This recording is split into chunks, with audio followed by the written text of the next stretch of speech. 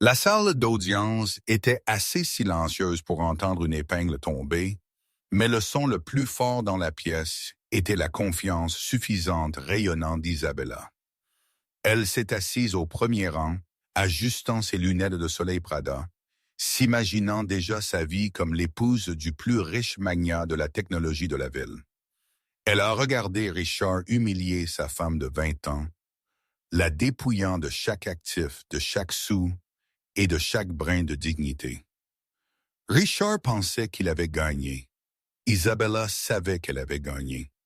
Mais alors le juge Whitman a ajusté ses lunettes, a examiné les documents et a posé une seule question silencieuse qui a gelé le sang dans les veines de Richard. Monsieur Sterling, vous affirmez que ce conglomérat est à vous. Alors pourquoi le document d'incorporation liste-t-il le seul propriétaire comme la femme que vous essayez d'expulser? Le gala au Metropolitan Museum of Art était le genre d'événement où la climatisation sentait le parfum cher et le vieil argent. Arthur Sterling se tenait près du temple de Dender, un verre de champagne Krug Vintage à la main, tenant court. Il avait 48 ans, beau d'une manière que l'argent pouvait acheter, les dents plaquées à la perfection, les cheveux implantés et teints d'un châtain riche, et un costume billon sur mesure qui coûtait plus que les voitures de la plupart des gens. À côté de lui, s'accrochant à son bras comme une vigne décorative, se trouvait Isabella. Elle avait 24 ans, une ancienne mannequin de catalogue avec une ambition qui dépassait de loin son CV. Elle portait une robe écarlate qui était techniquement appropriée pour une cravate noire, mais coupée assez bas pour signaler exactement pourquoi elle était là. Elle riait aux blagues d'Arthur avant que les chutes ne tombent. Elle touchait son biceps chaque fois qu'un flash de photographe se déclenchait. Et debout à 20 pieds de distance près d'un plateau de hors-d'œuvre intact, se trouvait Catherine Sterling. Catherine avait 45 ans, bien qu'elle semblait assez fatiguée pour avoir 60 ans. Elle portait une robe bleu marine qui était élégante, mais vieille de 3 saisons. Elle tenait un verre d'eau pétillante, regardant son mari parader sa maîtresse devant l'élite de la ville. Ce n'était plus un secret. Dans la haute société de New York, les secrets étaient une monnaie, et Arthur avait dépensé celui-ci généreusement. Il a l'air heureux, une voix dit à côté d'elle. Catherine ne s'est pas retournée. Elle connaissait la voix. C'était Silas Blackwood, l'avocat d'entreprise d'Arthur, un homme qui avait la boussole morale d'un grand requin blanc, pourtant avait toujours traité Catherine avec un respect étrange et distant. Il a l'air cher, Silas, Catherine a corrigé, sa voix douce. Il y a une différence. Silas a pris une gorgée de son scotch. L'IPO se lance dans 2 semaines. Sterling Dynamics est projeté d'ouvrir à 60 $ l'action.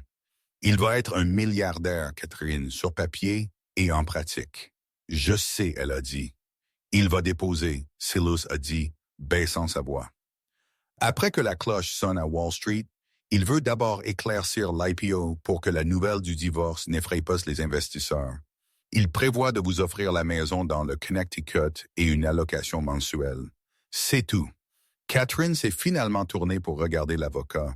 Ses yeux étaient gris, intelligents et actuellement dépourvus de peur. Il pense que Sterling Dynamics est à lui. C'est son nom sur le bâtiment, Silas a fait remarquer, bien qu'il regardait sa réaction attentivement. Ça l'est, Catherine a accepté. Elle a regardé Arthur, qui murmurait maintenant quelque chose à l'oreille d'Isabella, qui la faisait jeter sa tête en arrière dans une extase performative. Il oublie qui a bâti la fondation sur laquelle ce bâtiment se tient.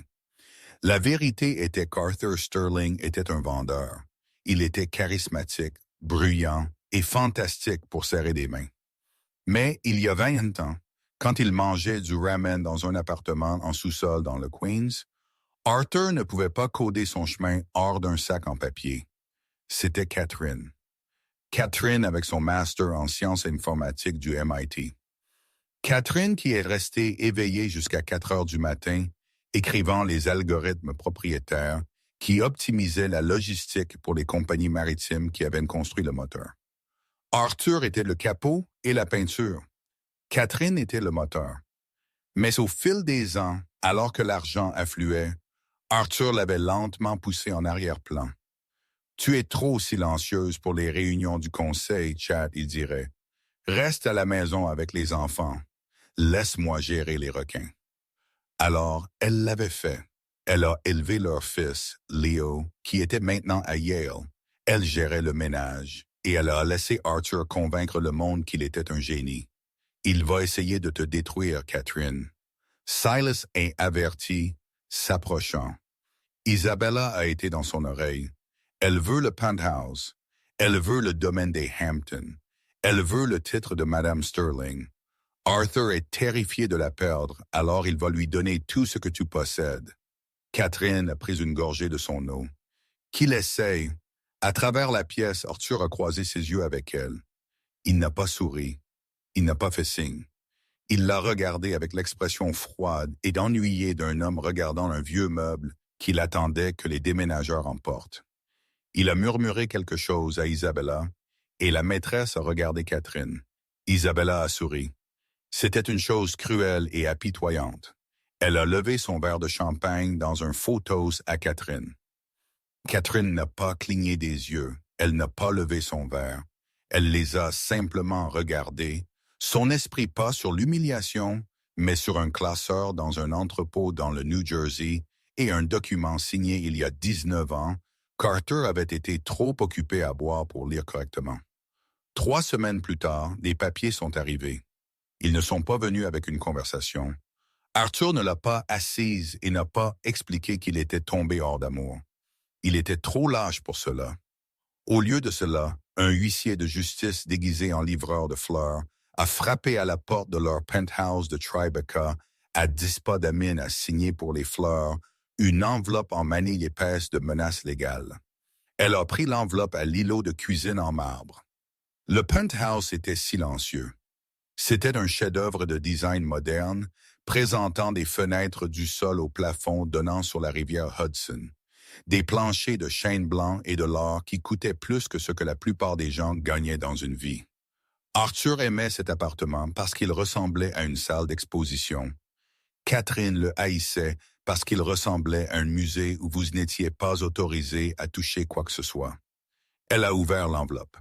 Pétition pour la dissolution du mariage. Demandeur Arthur J. Sterling. Défendeur Catherine M. Sterling. Elle a tourné à l'accord proposé. C'était insultant. C'était au-delà de l'insultant. C'était un acte de guerre. Arthur lui offrait le chalet de vacances dans le Connecticut, qui avait besoin d'un nouveau toit, son Audi Q7 de 2022 et une pension alimentaire de 5 000 $ par mois pendant 3 ans. En échange, il gardait le penthouse de Tribeca évalué à 14 millions. Le domaine des Hampton évalué à 22 millions, l'Aspen Ski Lodge, la Ferrari, la Porsche Panamera et la Jaguar Vintage 100% de ses actions et de son capital dans Sterling Dynamics. Il valait, selon la récente IPO, environ 1,2 milliard et il lui offrait moins d'une fraction d'1%. Son téléphone a vibré.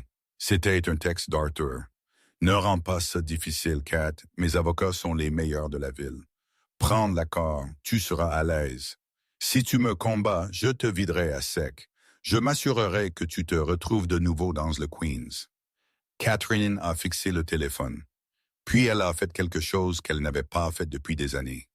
Elle a ri. Elle est allée à son bureau, une petite pièce où Arthur entrait rarement, et a déverrouillé le tiroir du bas de son bureau. Elle a sorti un téléphone jetable qu'elle avait acheté il y a un mois. Elle a composé un numéro qu'elle avait mémorisé. Bureau d'avocat de Tobias et Finch. Une voix nette a répondu.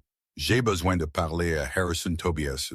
Catherine a dit, Monsieur Tobias est au tribunal. Et dites-lui que Catherine Sterling appelle. Dites-lui que l'associé dormant est réveillé. Il y a eu une pause, un clic, et 10 secondes plus tard, une voix profonde et râpeuse est venue sur la ligne. Harrison Tobias était une légende à New York. Il ne traitait pas les divorces, il traitait les assassinats d'entreprise. C'était l'homme que vous appeliez quand vous vouliez brûler une entreprise jusqu'au sol et saler la terre. Catherine, Harrison a dit. L'a-t-il fait? Il a déposé ce matin, elle a dit. Il m'a offert la cabane du Connecticut. Prévisible, Harrison a grogné. A-t-il listé Sterling Dynamics comme un actif matrimonial? Il l'a listé comme propriété séparée prénuptiale basée sur le concept. Catherine a lu du document. Il affirme qu'il a inventé le concept de BCES avant que nous nous rencontrions. Et le brevet? Il pense que le brevet est au nom de la compagnie. Catherine a dit, sa voix baissant à un chuchotement. Excellent! Et la maîtresse connaît-elle la chronologie? Isabella. Elle pense qu'Arthur est un dieu. Elle n'a aucune idée qu'il se tient sur une trappe. Très bien, Harrison a dit. Nous ne répondons pas immédiatement. Laisse-le transpirer. Laisse-le penser que tu pleures dans un coin. Laisse-le parader la fille autour. Nous avons besoin de lui arrogant. Nous avons besoin qu'il se sente si en sécurité qu'il témoigne sous serment que la compagnie est entièrement sa création. Il le fera, Catherine a dit. Son ego est la seule chose plus grande que son compte bancaire. Ensuite, nous attendons la déposition. Je vais commencer à rédiger les assignations à comparaître. Catherine. Oui, ne les laisse pas te voir saigner. Catherine a regardé par la fenêtre la rivière Hudson, grise et agitée. Je ne saigne pas, Harrison. J'aiguise le couteau. Ce soir-là, Arthur s'est rentré chez lui pour faire ses dernières valises. Il n'était pas seul. Isabella attendait dans la voiture en bas, mais il était au téléphone avec elle tandis qu'il traversait la chambre en coup de vent. « Ouais, chérie, je prends les montres PC Philippe maintenant. » Non, elle n'est pas là. Probablement dehors à pleurer auprès de sa mère. Il a ri. Il a jeté ses costumes dans un sac de sport Louis Vuitton. Catherine était assise dans le salon lisant un livre quand il est sorti. Il s'est arrêté, effrayé par son calme. « Je pars », il a annoncé, gonflant sa poitrine. « Je peux voir ça », Catherine a dit, ne levant pas les yeux de sa page. « As-tu lu les papiers ?»« Je les ai parcourus. » Arthur a ricané. « Tu devrais les signer. Isabella et moi cherchons de nouvelles propriétés à Monaco. Nous avons besoin que cela soit fait rapidement. Ne sois pas un fardeau, Chad. Tu as toujours été un fardeau. Un poids mort sur mon ambition. » Catherine a fermé son livre. C'était lors de la guerre, bien que la jaquette fût d'un roman d'amour. Elle s'est levée. Elle était plus petite que lui, mais elle chamonnait. Mais à ce moment où elle semblait se profiler. « Arthur », elle a dit, « te souviens-tu qui a nommé la compagnie? » Arthur a cligné des yeux, confus par le non-séquiture. « Je l'ai fait. Sterling Dynamics, c'est mon nom. » Non, Catherine a dit doucement, tu voulais l'appeler Logitech Pro. Je t'ai dit que Sterling sonnait comme de l'argent ancien. Je t'ai dit que ça sonnait comme quelque chose que les gens pouvaient me faire confiance. Donc tu l'as nommé. Gros problème. Je l'ai construit. Il a soulevé le sac sur son épaule. Au revoir, Catherine. Les avocats seront en contact. Essaie de ne pas dépenser toute la pension alimentaire en nourriture pour chat. Il est sorti par la porte et l'a claqué. Catherine a attendu jusqu'à ce que l'ascenseur sonne. Puis elle a marché jusqu'à la fenêtre et a regardé en bas. Elle a vu Arthur sortir du bâtiment et monter à l'arrière d'une Maybach noire en attente. Elle a vu la vitre se baisser et elle a vu Isabella se pencher et l'embrasser, levant les yeux vers la fenêtre du penthouse avec un sourire narquois et jubilant. Catherine a posé sa main contre la vitre froide. « Profite de la balade, Isabella », elle a chuchoté. « Le crash va être spectaculaire. » Pendant les 3 mois suivants, Arthur Sterling a vécu comme un homme qui avait déjà gagné la loterie, le Super Bowl, et la présidence tout en un après-midi. Avec les procédures de divorce avançant au rythme glacial du système légal de New York, Arthur ne ressentait aucune pression immédiate. Dans son esprit, Catherine était déjà un fantôme, une légère tache sur le grand livre de sa vie magnifique que ses avocats effaceraient éventuellement avec un chèque. L'IPO de Sterling Dynamics a été un succès retentissant. La cloche a sonné à Wall Street, des confettis ont plu et l'action a ouvert à 64 âmes l'action. À midi, Arthur valait 1,4 milliard de dollars sur papier. Il a célébré en achetant un super yacht de 180 pieds. Il l'a nommé le Bella. peignant le nom d'Isabella à travers la poupe en feuille d'or. C'est beau, bébé. Isabella a roucoulé tandis qu'il visitait la suite principale du yacht, amarré à Miami pour le week-end. Elle enregistrait tout sur son téléphone, diffusant leur style de vie somptueux à son armée croissante de followers sur les réseaux sociaux. Mais êtes-vous sûr que nous pouvons dépenser ça? Passez-moi ça. Les avocats ont dit quelque chose à propos de geler des actifs. Arthur a ri, faisant sauter le bouchon d'une bouteille de Dom Pérignon. Silas gère les choses ennuyeuses. D'ailleurs, c'est mon argent. Catherine n'a jamais travaillé un jour dans les 15 dernières années. Aucun juge au monde ne va lui donner la moitié d'une compagnie qu'elle n'a pas construite. Nous lui donnerons quelques millions pour la faire taire, et le reste est à nous. Isabella a souri, cette lueur prédatrice revenant dans ses yeux. Bien, parce que je ne veux pas qu'elle sente mon argent. De retour à New York, le récit était soigneusement élaboré. Arthur a engagé une firme de relations publiques pour peindre une image très spécifique dans la presse.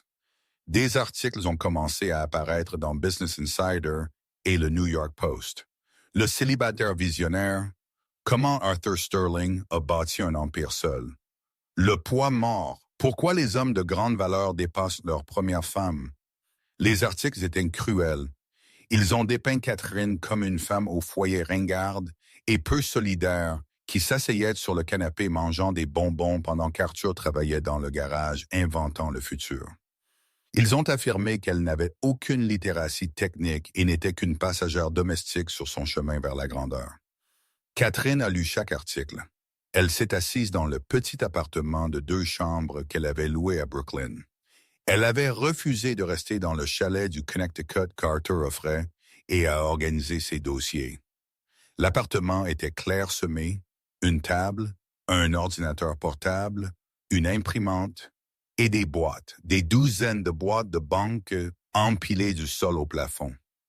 Harrison Tobias s'est assis en face d'elle, ses manches retroussées, un bagel à moitié mangé sur une assiette en papier entre eux. Il se pend dans la presse, Harrison a noté, tapant une copie imprimée de l'article du New York Post où Arthur affirmait qu'il avait écrit le code source pour Sterling Dynamics sur une serviette dans un restaurant en 1999. Cette interview, elle est admissible.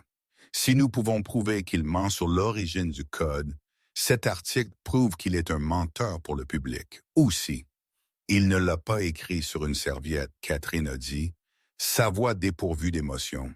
Elle a tiré un classeur d'une pile étiquetée 998. Le début. Il avait la gueule de bois. J'ai écrit le code sur notre ordinateur de bureau partagé pendant qu'il dormait après une beuverie. J'ai les horodatages. J'ai le disque dur original. Harrison a souri. C'était une expression terrifiante. Et les documents d'incorporation. Arthur pense qu'il a incorporé la compagnie au Delaware en 2005. Catherine a dit parce que c'est à ce moment-là qu'il a commencé à faire attention. Mais la LLC originale, celle qui détient les droits de propriété intellectuelle, montre-moi encore. Harrison a dit, savourant le moment. Catherine a ouvert une pochette en plastique. À l'intérieur se trouvait un morceau de papier jauni et fragile d'il y a 20 ans. C'était un document de formation de LLC Standard de l'État de New York. Nom de l'entité Sterling Logistics Solutions, précurseur de Sterling Dynamics. Date 4 novembre 1998. Seul propriétaire, membre gérant, Catherine M. Sterling. Arthur n'avait jamais dissous cette entité.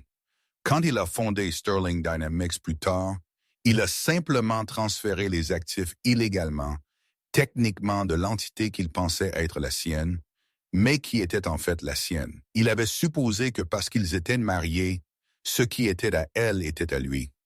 Il avait supposé qu'elle ne faisait que s'occuper des papiers parce qu'il était trop occupé. Il avait construit un gratte-ciel sur un terrain qu'il ne possédait pas. Nous devons attendre, Harrison lui a rappelé. Si nous montrons ça maintenant, il réglera. Ou il vous offrira un demi-milliard de dollars pour que ça disparaisse. Catherine a levé les yeux. Je ne veux pas l'argent, Harrison. Je sais, l'avocate a dit doucement. Tu veux la vérité. Je veux qu'il le dise, Catherine a dit. Je veux qu'il se tienne au tribunal devant Dieu et Isabella et les caméras et dise que je ne suis rien. Je veux qu'il s'engage dans le mensonge si profondément que quand le plancher s'effondrera, il tombera pour toujours. Alors nous allons au procès, Harrison a dit. Nous le laissons te frapper, nous le laissons t'humilier, nous le laissons penser qu'il gagne jusqu'à la toute dernière seconde. Les semaines ont traîné, les audiences préliminaires étaient brutales. L'avocat d'Arthur, Silas Blackwood, a enterré Catherine sous des papiers. Ils ont exigé des reçus pour les courses de 2010. Ils ont exigé la preuve qu'elle avait contribué aux tâches ménagères. Ils ont essayé d'argumenter que son manque de revenus pendant 20 ans signifiait qu'elle devait de l'argent à Arthur pour soutenir son style de vie. C'était une guerre psychologique. Arthur voulait qu'elle craque. Il voulait qu'elle crie, pleure ou supplie, mais Catherine est restée silencieuse. Elle s'est présentée à chaque déposition, vêtue de simples costumes gris, répondant aux questions par oui, non ou je ne me souviens pas. Elle ne leur a rien donné. Arthur a pris son silence pour de la faiblesse. Elle est brisée, Arthur a dit à Isabella lors d'un dîner de homard chez Percy. J'ai laissé qu'elle ne parle de la guerre. Nous allons l'écraser au tribunal la semaine prochaine. Ce sera une formalité. Isabella a fait tournoyer son vin. Assure-toi de porter le costume bleu marine, elle a dit. Ça te fait paraître puissant. Je veux que l'artiste de croquis obtienne ton bon côté quand tu gagneras. Le matin du procès, les marches de la Cour suprême de l'État de New York grouillaient de paparazzi. Arthur avait divulgué la date du procès. Il voulait une audience. Il est arrivé dans un Escalade noir, sortant comme une star de cinéma. Il portait un costume Tom Ford sur mesure, bleu marine, avec une cravate en soie qui coûtait plus que le loyer mensuel de Catherine.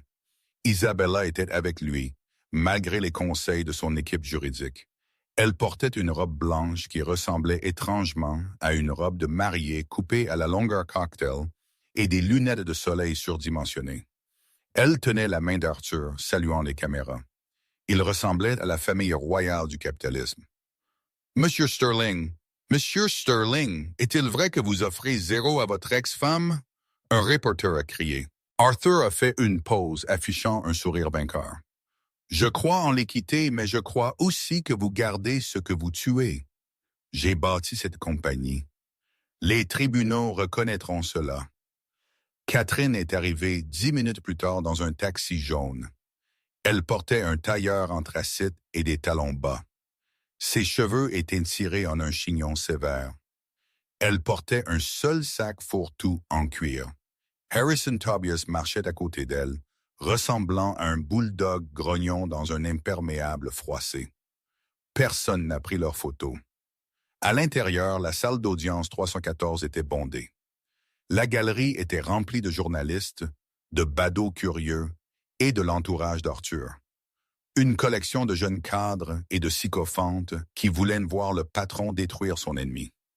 Isabella s'est assise au premier rang directement derrière la table de la défense.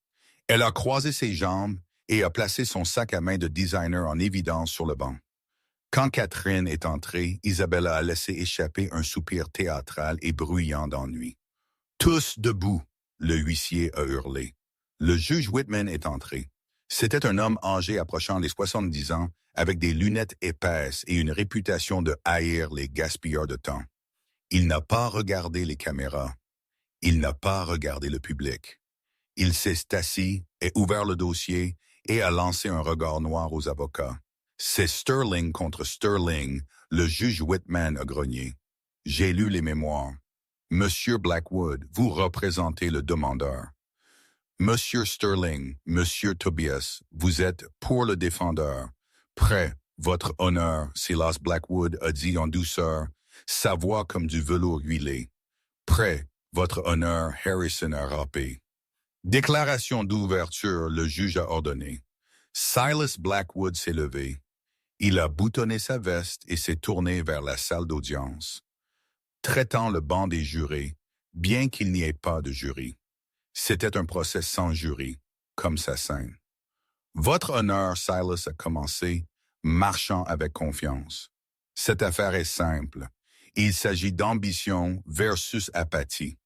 Il s'agit d'un homme, Arthur Sterling, qui a travaillé 18 heures par jour pendant 20 ans pour bâtir Sterling Dynamics en une puissance mondiale. Un homme qui a sacrifié son sommeil, sa santé et sa raison pour changer le monde de la logistique. Il a pointé un doigt accusateur vers Catherine, qui était assise fixant ses mains. Et il s'agit d'une femme qui a joui des fruits de ce travail sans planter une seule graine. Catherine Sterling n'a pas été employée depuis 1999. Elle a contribué zéro capital à l'entreprise. Elle n'a aucune expérience en administration des affaires. Elle était une femme au foyer. Et bien qu'il y ait de la dignité dans ce rôle, cela ne lui donne pas droit à 50% d'un empire technologique d'1 milliard de dollars. Nous sommes ici pour demander au tribunal de faire respecter une juste séparation des actifs qu'Arthur Sterling seul a créés. Isabella a hoché la tête vigoureusement depuis la galerie, chuchotant, exactement assez fort pour que le dernier rang entende. Silas s'est assis, l'air satisfait. Harrison Tobias s'est levé. Il n'a pas marché. Il n'a pas agité ses bras. Il s'est tenu derrière sa table, s'appuyant sur ses jointures. « Votre honneur, » Harrison a dit, sa voix basse. Monsieur Sterling est un grand vendeur. Personne ne nie cela. Il a vendu au monde une histoire. Il a vendu aux investisseurs une histoire. Et maintenant, il essaie de vendre à ce tribunal une histoire. Harrison a regardé Arthur. Arthur a ricané en retour. La preuve montrera, Harrison a continué, que la fondation de Sterling Dynamics n'est pas l'ambition d'Arthur Sterling. C'est l'intellect de Catherine Sterling. Nous prouverons que le demandeur n'est pas le seul architecte de cette fortune, mais simplement le locataire d'une maison que sa femme a construite. Et quand le bail est terminé, le locataire doit partir. La salle d'audience a murmuré. Arthur a levé les yeux au ciel et a chuchoté quelque chose à Silas. Silas a gloussé. Tactique désespérée, ils ont pensé. Vous appelez votre premier témoin, le juge Whitman a dit, l'air ennuyé. J'appelle le demandeur, Arthur Sterling. Silas a annoncé. Arthur a pris la barre avec la grâce d'un animateur de talk show. Il a juré de dire la vérité, toute la vérité, et rien que la vérité, sa main reposant légèrement sur la Bible. Silas Blackwood l'a guidé à travers les questions faciles. Prénom, profession, le succès de la récente IPO. C'était un tour de victoire. Monsieur Sterling, Silas a demandé, s'appuyant contre la balustrade. Parlons de la création de la compagnie. Qui a conçu l'algorithme propriétaire que Sterling Dynamics utilise pour suivre le transport maritime mondial? Je l'ai fait, Arthur a dit fermement. Ça m'est devenu dans un rêve. En fait, en 98, je me suis réveillé, j'ai pris un bloc-notes et j'ai esquissé le flux logique. J'ai passé les 6 mois suivants à le coder moi-même dans notre sous-sol. Votre femme, Catherine, vous a-t-elle aidé avec ce codage? Arthur a ri. C'était un son condescendant et riche. Catherine, non. Catherine est une femme merveilleuse à sa manière, mais elle a du mal à programmer le micro-ondes. Elle n'est pas technique. Elle était occupée avec, eh bien, je ne suis pas sûr de ce qu'elle a fait toute la journée, mais ce n'était certainement pas du codage. Dans la galerie, Isabella a gloussé. Donc, pour être clair, Silas a insisté, s'assurant que le dossier était impeccable. Vous êtes le seul créateur de la propriété intellectuelle. Je le suis. Et la structure de la compagnie? Qui a mis ça en place? Je l'ai fait, Arthur a menti. J'ai géré tous les dépôts.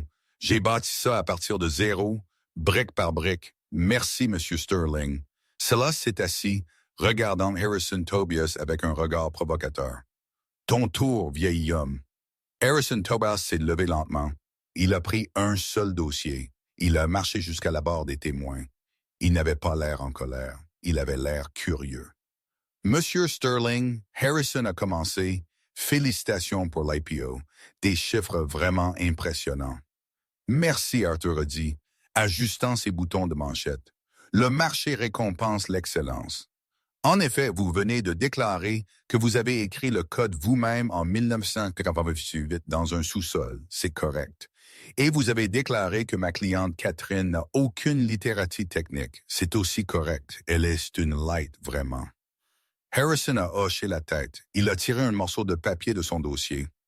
J'ai ici une copie de votre relevé de notes universitaire de l'Université de Boston datant de 1986. Pouvez-vous lire votre note en introduction à l'informatique pour le tribunal? Arthur s'est raidi. Je ne me souviens pas. Il est écrit F. Harrison a lu. Vous avez échoué au cours et vous avez abandonné la reprise. Le visage d'Arthur a légèrement rougi. L'université n'est pas le monde réel. Bill Gates a abandonné. Je me suis auto-enseigné. Bien sûr, Harrison a dit. Auto-enseigné. Très admirable. Maintenant, vous avez aussi affirmé avoir géré les dépôts d'entreprise. Vous avez incorporé la compagnie. Oui, au Delaware. 2005. 2005, Harrison a répété. Mais la compagnie opérait avant cela, n'est-ce pas? Vous preniez des contrats en 2001-2002. Sous quelle entité faisiez-vous affaire? Arthur a hésité. Il a regardé Silas. Silas a froncé les sourcils. Ce n'était pas dans la préparation. Nous étions une entreprise individuelle. Juste moi faisant affaire comme moi-même, Arthur a improvisé. Une entreprise individuelle, Harrison a répété. Il est retourné à sa table et a pris un document plus épais. Monsieur Sterling, reconnaissez-vous le nom Argos Shipping? Ils étaient notre premier client majeur, Arthur a dit fièrement. J'ai conclu cet accord lors d'un dîner de steak. En 2000, Harrison a noté. Un contrat de 3 millions de dollars. Oui, un contrat de 3 millions de dollars exige un numéro d'identification fiscale, Monsieur Sterling. Il exige un compte bancaire d'entreprise. Vous ne pouvez pas encaisser un chèque de 3 millions de dollars à un guichet automatique. Arthur s'est agité sur son siège. Le cuir a grincé. Mes comptables ont géré les détails. Je me suis concentré sur la vue d'ensemble. Harrison s'est tourné vers le juge.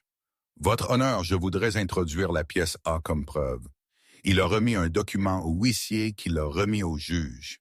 Il a remis une copie à Silas Blackwood. Silas a regardé le document et est devenu pâle.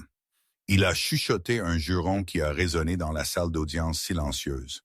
Monsieur Sterling, Harrison a dit, sa voix se durcissant. Veuillez regarder la pièce A. C'est le contrat avec Argos Shipping de 2002. Pouvez-vous lire le nom du fournisseur de services listé en haut de la page 1?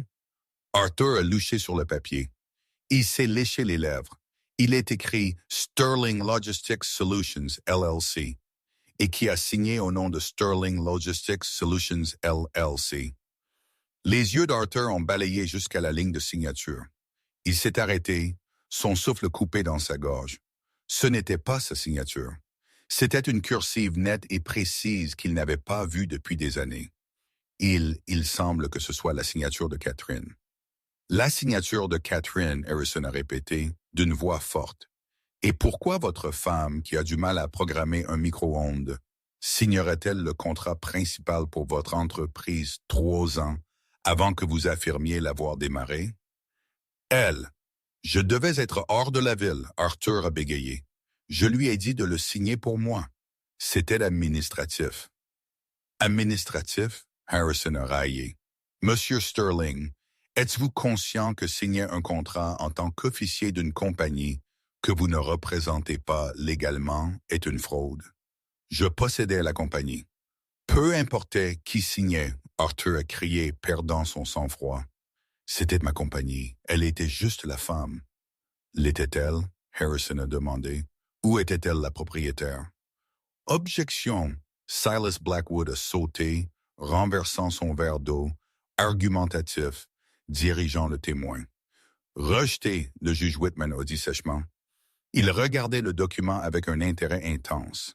Il a regardé par-dessus ses lunettes Catherine Sterling, qui était assise parfaitement immobile, son visage un masque de pierre. « Je n'ai pas d'autres questions pour ce témoin pour l'instant, » Harrison a dit calmement. « Mais je me réserve le droit de le rappeler après que nous introduisions la pièce B. » Harrison s'est assis. Arthur était assis dans la barre des témoins respirant fort. Il a regardé Isabella. Elle ne souriait plus. Elle le regardait avec confusion, ses lunettes de soleil poussées sur sa tête. Arthur est descendu et est retourné à sa table. Il s'est penché vers Silas. Qu'est-ce que la pièce B?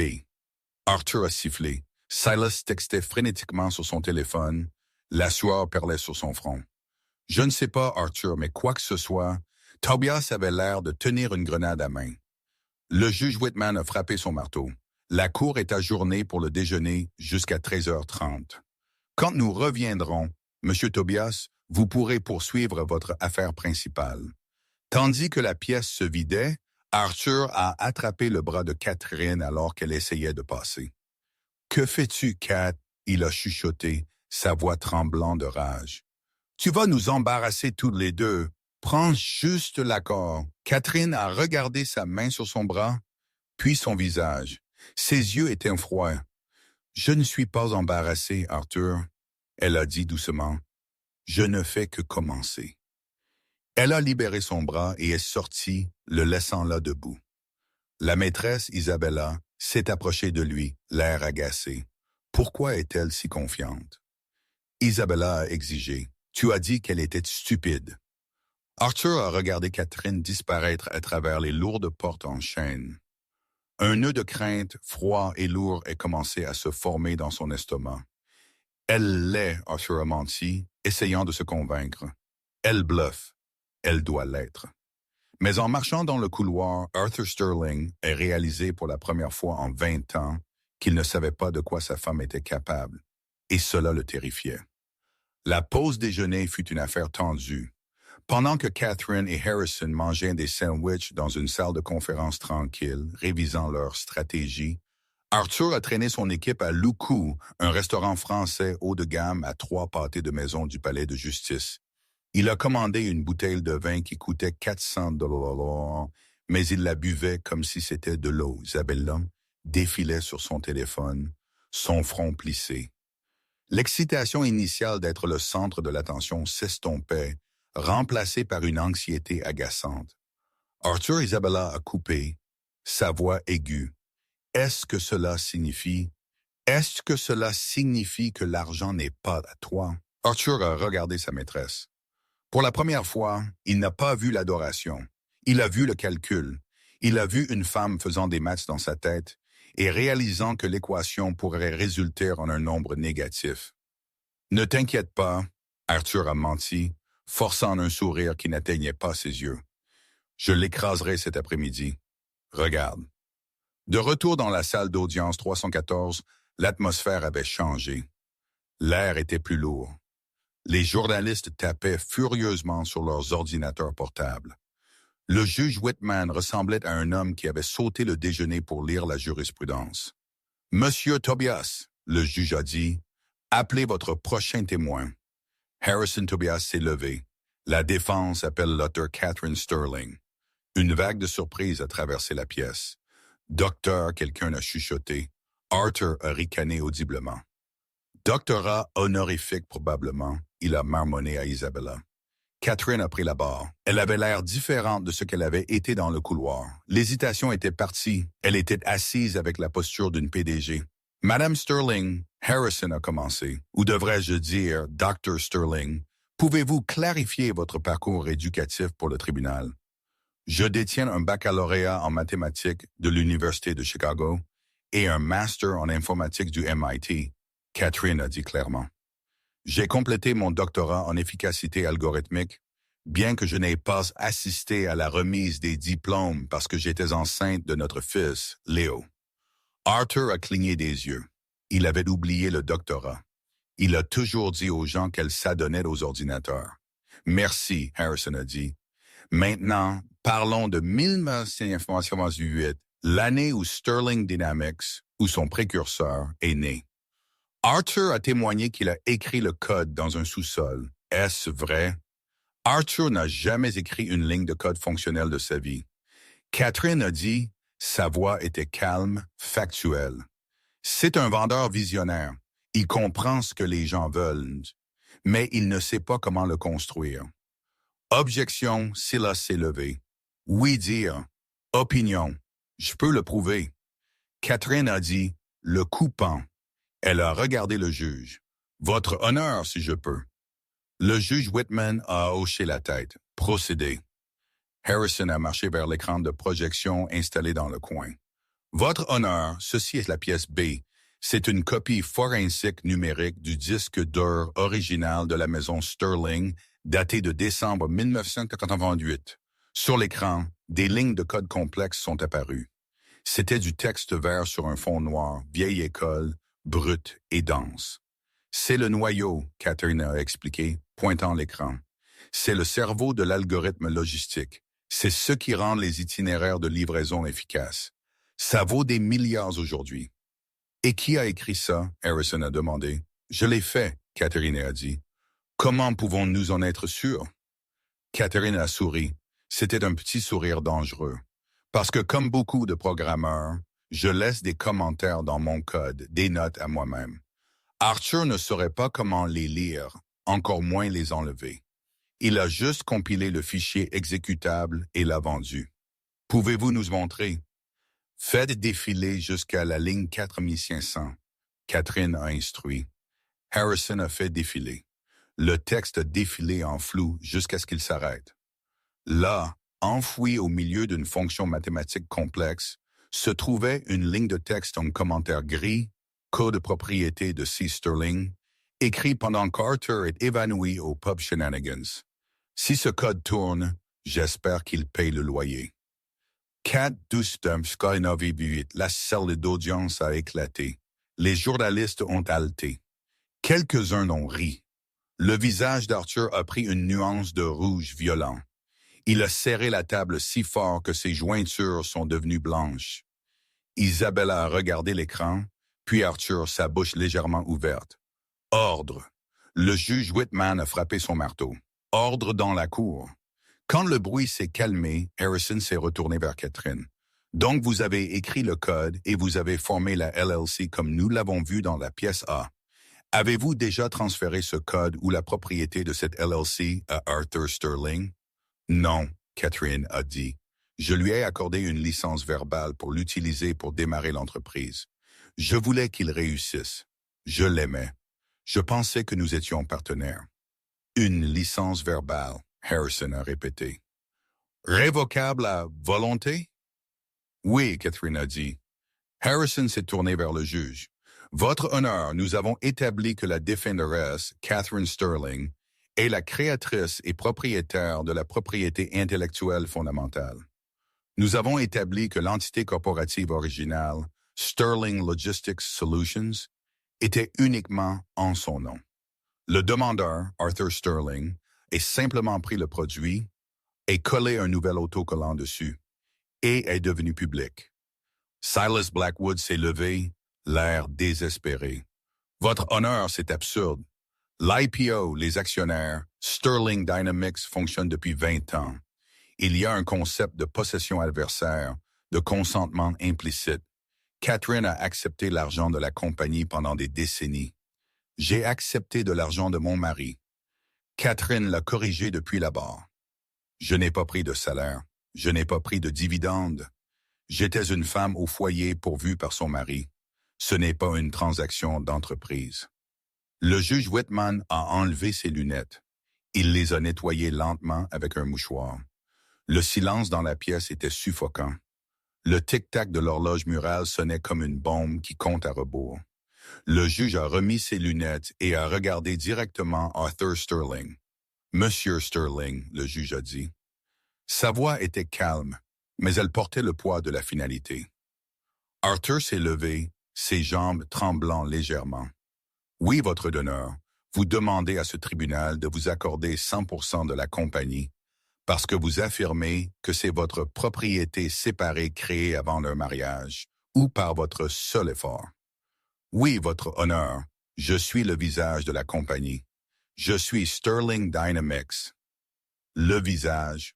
Oui, le juge a réfléchi, mais le cerveau semble être assis dans la barre des témoins.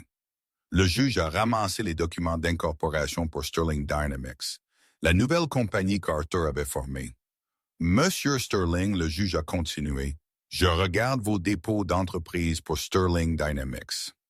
Dans la section où il demande les actifs transférés d'entités précédentes, vous avez listé la propriété intellectuelle et les algorithmes. Vous avez signé une déclaration sous serment que vous possédiez ces algorithmes. Je pensais que je l'avais fait, Arthur a bégayé. Mais vous ne l'avez pas fait, le juge a dit. Vous ne possédiez pas le code. Vous ne possédiez pas la LLC originale. Vous ne possédiez pas le droit d'auteur. Puis le juge a posé la question qui a brisé le monde d'Arthur. Monsieur Sterling, si vous ne possédez pas l'algorithme et que vous ne possédez pas la LLC originale qui détient les droits de brevet, alors qui exactement possède la compagnie que vous venez de rendre publique? Arthur a ouvert sa bouche, mais aucun son n'est sorti. Il a regardé Silas. Silas a regardé le sol. Il a regardé Isabella. Isabella le regardait avec un regard d'horreur pure. Ce n'était pas l'horreur d'une femme inquiète pour son amant. C'était l'horreur d'une femme réalisant qu'elle avait misé sur un cheval qui n'avait pas juste cassé une jambe. Il n'existait même pas. Arthur a râpé, je possède la marque. Vous possédez un logo? Le juge a corrigé brutalement et une liste de marketing. Mais basé sur les preuves présentées d'aujourd'hui, il apparaît que Mme Sterling possède le moteur. Et sans le moteur, Monsieur Sterling, votre voiture n'est qu'un très cher presse-papier. Le juge s'est tourné vers la sténographe. Que le procès-verbal montre que le tribunal constate une divergence significative dans la structure de propriété de Sterling Dynamics. J'émets une injonction temporaire.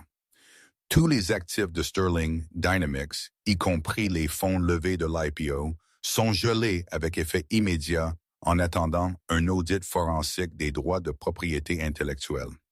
Gelé, le mot a plané dans l'air. Isabella s'est levée. Elle n'a pas attendu la permission.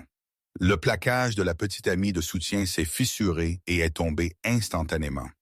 Gelé, elle a hurlé, sa voix perdant son affectation cultivée et révélant le tranchant de la panique. Que voulez-vous dire gelé? Qu'en est-il du yacht? Qu'en est-il du transfert?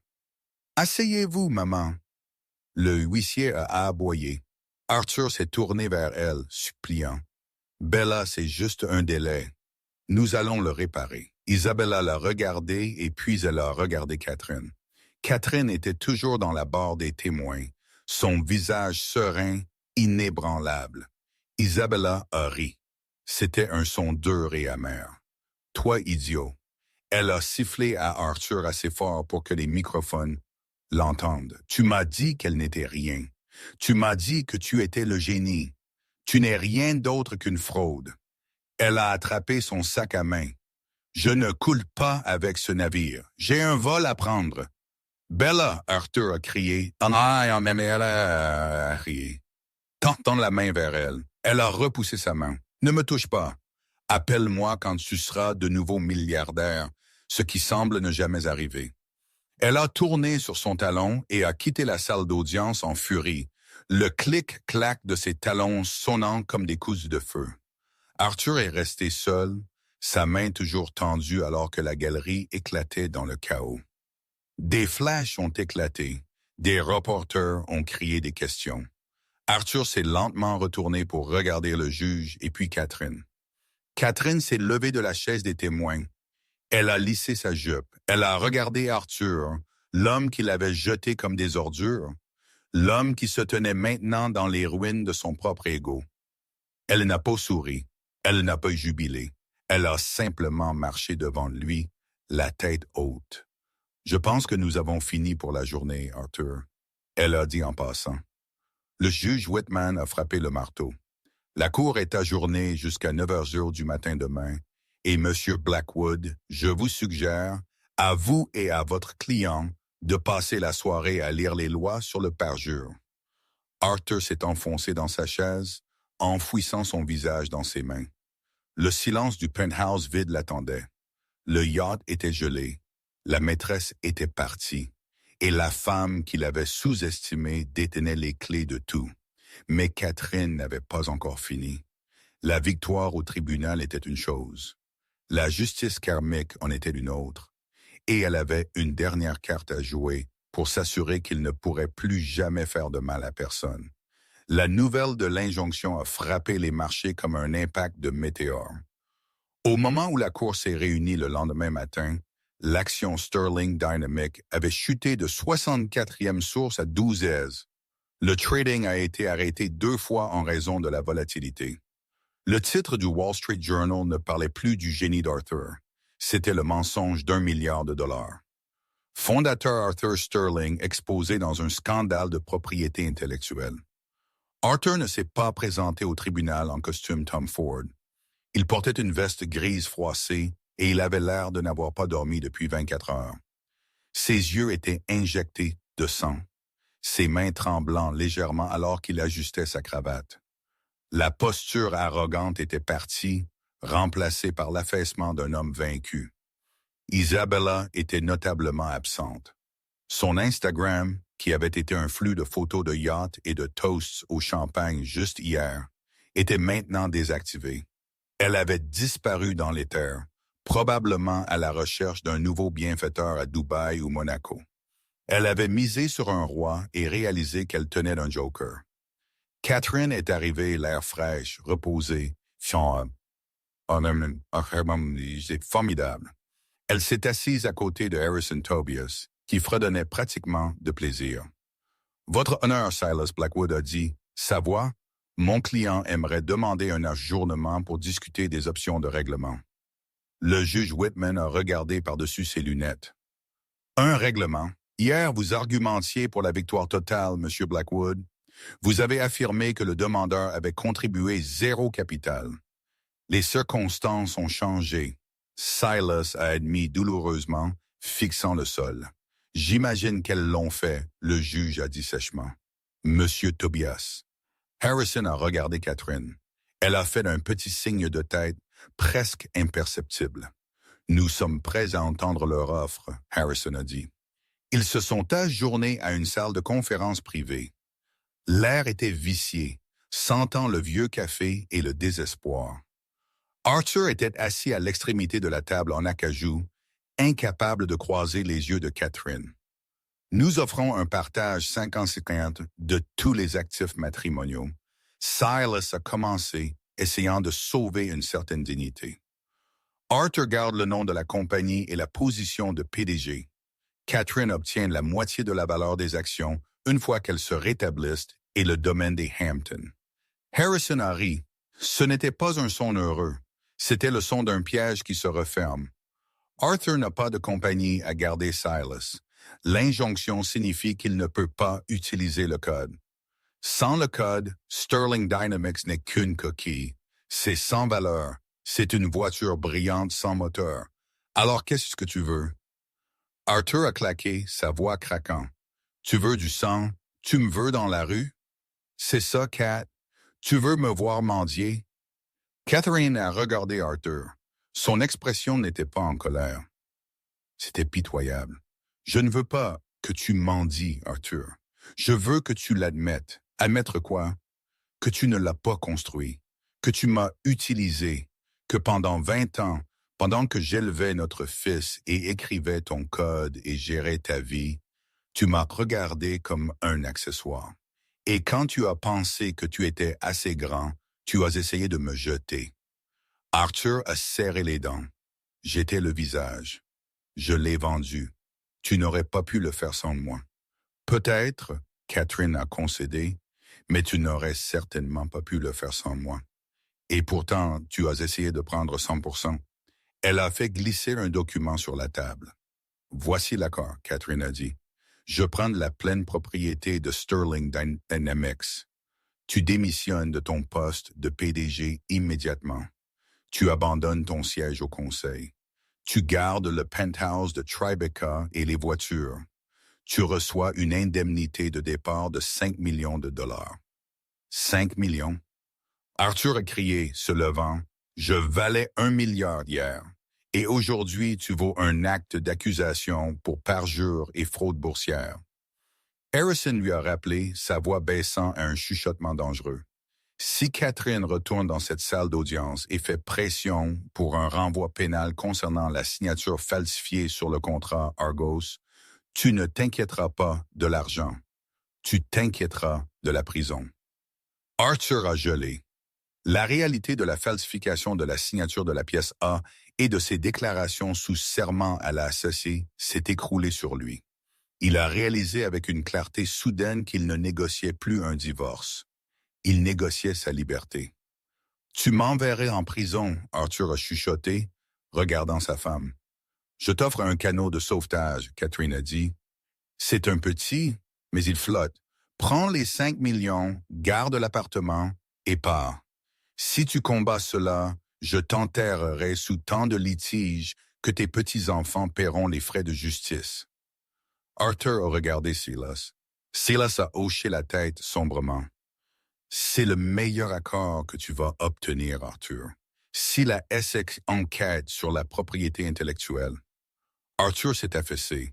Le combat est sorti de lui comme l'air d'un pneu crevé. Il a pris son stylo de sa poche, une Mont-Blanc que Catherine lui avait donné pour leur 10e anniversaire, et a signé le papier d'une main tremblante. « Fait », il a chuchoté. Catherine s'est levée. Elle ne se sentait pas triomphante. Elle a ressenti un profond sentiment de clôture. Elle a ramassé l'accord signé. « Au revoir, Arthur », elle a dit.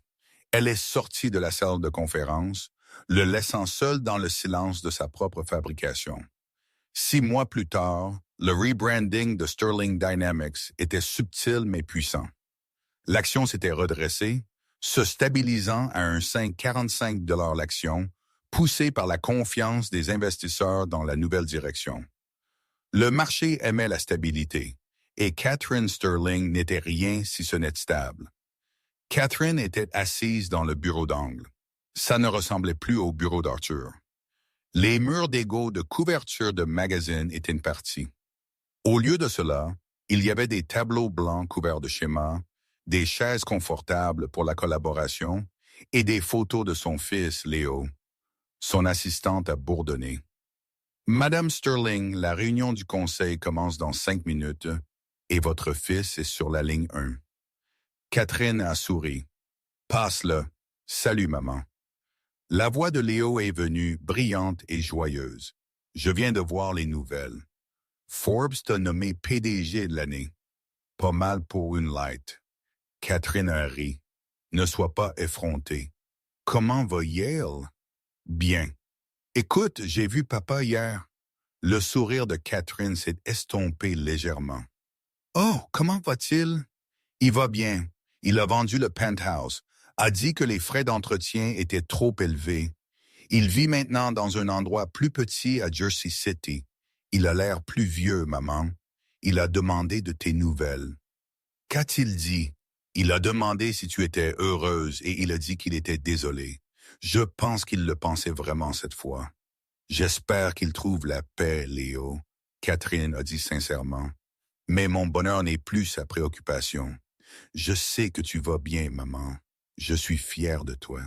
Je t'aime, Léo. » Catherine a raccroché et a marché jusqu'à la fenêtre. La ville s'étalait en dessous d'elle, une grille de lumière et de possibilités. Elle a pensé aux 20 dernières années, les sacrifices, le silence, le sentiment d'être invisible. Et puis elle a pensé aux 6 derniers mois. Elle avait fait le ménage. Elle avait viré les sycophantes et promu les ingénieurs qui faisaient réellement le travail. Elle avait lancé un fonds de bourse pour les femmes en STEM. Elle construisait quelque chose de réel, pas seulement un monument à l'ego d'un homme, Sam Open. Elle est entrée dans la salle de conférence. Le bavardage s'est arrêté immédiatement. 12 hommes et femmes en costume se sont tournés pour la regarder. Il n'y avait plus de renvoi dans leurs yeux maintenant. Il n'y avait que du respect. « Bonjour », Catherine a dit, prenant son siège à la tête de la table. « Mettons-nous au travail. Nous avons un nouvel algorithme logistique à déployer. Et cette fois, le code est impeccable. » Arthur Sterling était assis sur un banc de parc à Liberty State Park, regardant à travers l'eau la ligne d'horizon de Manhattan. Il tenait un café dans une tasse en papier. Son costume était prêt à porter et ses chaussures étaient éraflées. Il a regardé un ferry fendre l'eau. C'était un cargo Sterling Dynamics. Il a vu le logo qu'il avait conçu, mais il savait que le moteur à l'intérieur était le sien. Une jeune femme s'est assise à l'autre bout du banc, lisant un magazine. Arthur a jeté un coup d'œil. La couverture du magazine Time présentait une photo frappante en noir et blanc de Catherine l'air forte et sage. Le titre disait « L'architecte tranquille, Catherine Sterling sur la reconquête de son pouvoir ». Arthur a fixé la photo. Il s'est souvenu de la nuit au musée quand il l'avait ignorée pour flirter avec Isabella. Il s'est souvenu avoir pensé qu'elle n'était qu'un bruit de fond. Elle a l'air incroyable, n'est-ce pas? La jeune femme sur le banc a dit, remarquant son regard. C'est mon héroïne. Elle a renversé un tyran et sauvé la compagnie. Arthur a avalé la boule dans sa gorge. Il a regardé la fille, puis de nouveau le magazine. Oui, Arthur a dit doucement. Elle est incroyable. Je la connaissais avant. Vraiment? La fille a demandé. Comment était-elle? Arthur a regardé la ligne d'horizon où le soleil scintillait sur le verre du bâtiment qu'il possédait auparavant. Elle était la personne la plus intelligente dans la pièce, Arthur a dit, un sourire triste touchant ses lèvres, et la seule qui n'avait pas besoin de le dire. Il s'est levé, a jeté sa tasse de café vide à la poubelle et s'est éloigné dans la foule. Juste un autre visage dans la ville, tandis que l'héritage de Catherine Sterling continuait de s'élever. Et c'est ainsi qu'Arthur Sterling a perdu un empire d'1 milliard de dollars parce qu'il a oublié qui avait bâti la fondation sur laquelle il se tenait. Il a pris le silence de Catherine pour de la faiblesse et sa patience pour de la soumission. Mais à la fin, la vérité et le code se révèlent toujours. Quoi qu'il soit arrivé à Isabella, la rumeur dit qu'elle est actuellement fiancée à un magnat du pétrole de 80 ans au Texas. Certaines personnes ne changent jamais. Mais Catherine, elle a prouvé que vous n'avez pas besoin d'être la voix la plus forte dans la pièce pour être la plus puissante. Parfois, il suffit d'être celui qui possède la signature. Quelle montagne russe! Ça montre juste, ne sous-estimez jamais les silencieux et lisez toujours les petits caractères, surtout si votre conjoint est un génie. Si vous avez apprécié cette histoire de justice servie froide, veuillez écraser ce bouton j'aime. Ça aide vraiment la chaîne à grandir. N'oubliez pas de vous abonner et de frapper la cloche de notification pour ne jamais manquer une nouvelle histoire. Nous postons de nouveaux drames chaque mardi et vendredi. Qu'en pensez-vous? Arthur méritait-il de tout perdre ou Catherine était-elle trop dure? Faites-le moi savoir dans les commentaires ci-dessous. Merci d'avoir regardé et je vous verrai